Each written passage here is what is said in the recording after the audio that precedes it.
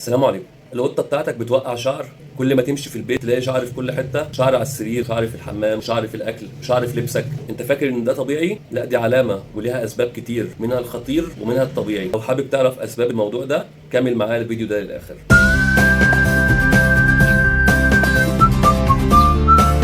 الجزء الاول، الاسباب الخارجيه لتساقط الشعر في القطط. الطفيليات الخارجيه زي البراغيث والامل والقراد، دي من اشهر الاسباب. لما الطفيل بيعض الجلد بيعمل تهيج وبيخلي القطه تبدا تعض وتلحس في المكان ده كتير، خصوصا عند قاعده الديل والرقبه، بالتالي بيعمل تساقط للشعر. رقم 2، العدوى الفطريه زي القوب الحلقي او القوبه زي ما بيقولوا، بيظهر على هيئه حلقات او دواير كده ما فيهاش شعر، غالبا حوالين الوجه او الاطراف، وبتكون معديه لباقي القطط ومعديه للانسان كمان. يا ريت نخلي بالنا. رقم 3، حساسيه الجلد. القطه ممكن تكون عندها حساسيه من بعض الاكلات او بعض انواع الشامبو اللي بيستحموا بيه او بعض انواع السبراي اللي بنرشه عليها، سواء معطر او سبراي للحشرات. ده بيعمل تهيج في الجلد وبيخلي القطه تهرش في جسمها كتير، وبالتالي بيعمل تساقط للشعر. اتكلمنا دلوقتي عن الاسباب الخارجيه لتساقط الشعر، نتكلم بقى عن الاسباب الداخليه. اول حاجه، سوء التغذيه ونقص العناصر الغذائيه زي فيتامين ا وفيتامين ه والاوميجا 3 والزنك والنحاس والاحماض الامينيه وفيتامين د. ده بيخلي الشعر ضعيف وبيتساقط بسرعه. رقم 2، الاضطرابات الهرمونيه زي مشاكل الغده الدرقيه والغده الكظريه، زي فرط او خمول الغده الدرقيه او متلازمه كوشنج سندروم.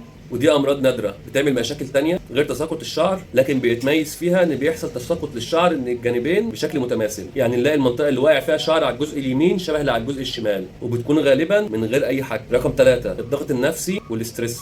في بعض القطط التوتر الزياده او الملل بيخليها تلحس نفسها كتير، وده بيظهر في مناطق سهل الوصول ليها زي البطن والجنبين. طب حد هيسالني، والديدان معروفه انها بتعمل كده. هي الديدان في حد ذاتها مش هي اللي بتوقع الشعر، بتعمل سوء تغذيه لانها بتمتص العناصر الغذائيه اللي في الاكل اللي لسه قايلين عليها زي الفيتامينات والاملاح والاحماض الامينيه، بالتالي هيحصل سوء تغذيه، فبالتالي هيحصل تساقط للشعر. غير ان القطه هيبقى جسمها ضعيف والاكل مش بيبان عليها وهكذا. بقى ازاي نشخص بقى كل حاجه من دول؟ مبدئيا لو لقينا الشعر بيقع من مناطق معينه بعينها، سواء على شكل دواير او مناطق بالكامل بيطير منها الشعر، دي لازم تتعرض على طبيب بيطري بيعمل حاجه اسمها سكين سكرابنج، بيعمل كحته من على الجلد من المناطق دي وبيشوفها تحت الميكروسكوب عشان يشوف سببها ايه، فطري او حشري او غيره. واحيانا ممكن يسحب عينه دم عشان يقيس هرمونات الغده الدرقيه والكظريه.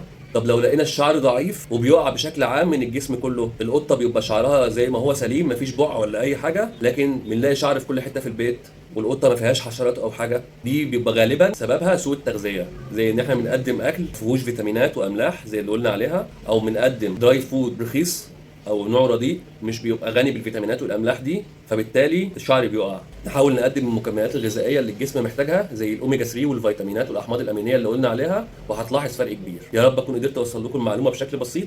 كان معاكم الدكتور شريف في برنامج عياده الدكتور البيطريه.